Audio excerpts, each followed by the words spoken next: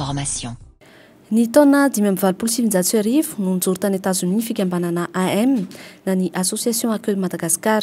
Rtoa Raharijaona Marie Jeanne no filohany tamin'izany ary nanomboka teo no nisy ny fikambanana ka tanjona ny ampitan'ny soatoavina malagasy. Fikambanam-behivavy natao ampiroborobo ny fifandraisana eo amin'ny samy vehivavy. Ny antony fikambanana zany mampiroborobo fifandraisantsika vehivavy, fampianatra zavatra rehetra. Nijoro vehivavy moa dia hoe mitaizana ankizy tokantrano zany marina zany manao an'izany tsika fa manampy na ny vadinao na nina mba mirotsaka amin'ny zavatra atao na politika zany na culturel zany iny vitatsika zany mizara hevitra dia mampiroborobo amin'izay fifankatiavana fanampy eran'izao tontolo izao amintsika pray tanindrazana zany le izy. Mahasoa maro amin'izao fotoana izao no efa vonona ny ara-iasa amin'ny fikambanana ary izy ny fifanakalozana traik'efa eo amin'ny samy vehivavy pray tanindrazana. Dia izao zay zany zao efa miditra ilay fikambanana dia ambasady efa firy Afrique du Sud, ny Maroc, ohatrany Tunisie ohatrany efa niantso anay. Dia maniafatra vehivavy any amin'izareo dia eo aminay dia miaraka manao manao sakafo fomba sakafo manao mbo nafitaizany ny ankizy ny samy manana culture ny anina rehetra dia izany ny ampianay ary mampirisika ny vehivavy rehetra aty Madagasikara mba mandray andraiky na inona ny fahaizanao na inona ny asonao izany. Manodidina ny 7 mahery amin'izao fotoana izao ireo vehivavy mpikambana ary tsy hanavana fa afaka miditra ao mpikambana avokoa ny vehivavy rehetra liana amin'izany.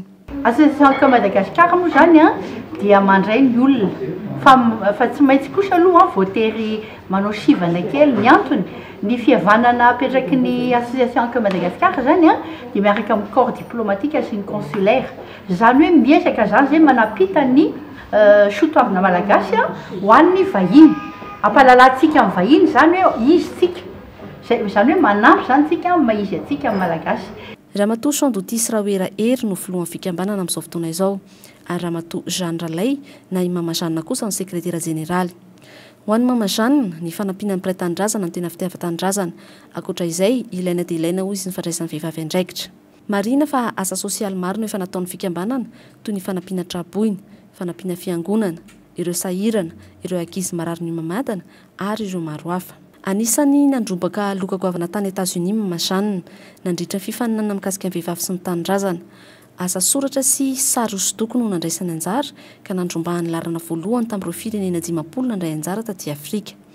Tena reharehan'ny firenena malagasy tokoa Mama Jeanne ary nafoaka tamin'ny haino manjery Amerikanina izany lazan'izany. Tany Etat Unis zany nisy faninanana momba ny tanindrazanao sy momba ny vehivavy. Dia za moa mba manoratra para ny asa zany mba manoratra dia manao peinture koa. Dia natrefako ny tononkaloka momba ny vehivavy nahazo premier prix sur 50 pays africains. Vola azoko tamin'izy zany $10,000.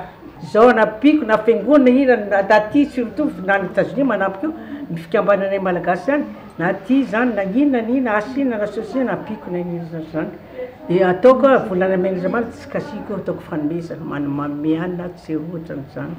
Tsy misy filaminana ara-politika sy ara-ekonomika eto amintsika ka any ka tsy marisika ny mpamatsy vola. Efa maro izy ireo tetika asa vita Etats Unis tany Amerika ho an'ny Madagasikara saingy raha tsy misy ny filaminana sy ny fitoniana dia ho sarotra ny anantanterahana izany. Mana projet zay 10 à Madagascar sur le développement économique, la santé, agriculture et fianarana. À cause d'une situation de crise économique qui est paralysée par la crise politique, il y a un projet de projet de 3 millions de dollars. Ankoatra ireo voalaza ireo, tsy adino ny Mama Jeanne nanantitratra ny tokony andalana soatoavina malagasy. Tsy izay ihany fa ilaina dia ilaina hoy izy ny manitatra ny fahalalana. Miandry ny tanora ny firenena, mila mitondra hevitra ihany koa ny vehivavy eo amin'ny sehatra rehetra. Toy izao ary ny afatry Mama Jeanne ho an'ny malagasy. Amin'izao misy amin'ny toe-pirenentsika izao dia oka mivavaha an'ireo olona mpitondra ireo izay misy tsy mety ny ataony mivavaha dia Andriamanitra hanampy antsika dia mahereza azakivy enga neka mba hiovy izy ireo fa izao tsika malagasy mbola tsy ohatran'izao hatramin'ny 7 taona mbola tsy matro izao tsy mbola izao Madagasikara hatramin'ny. Madagascar Information vous remercie pour votre visite.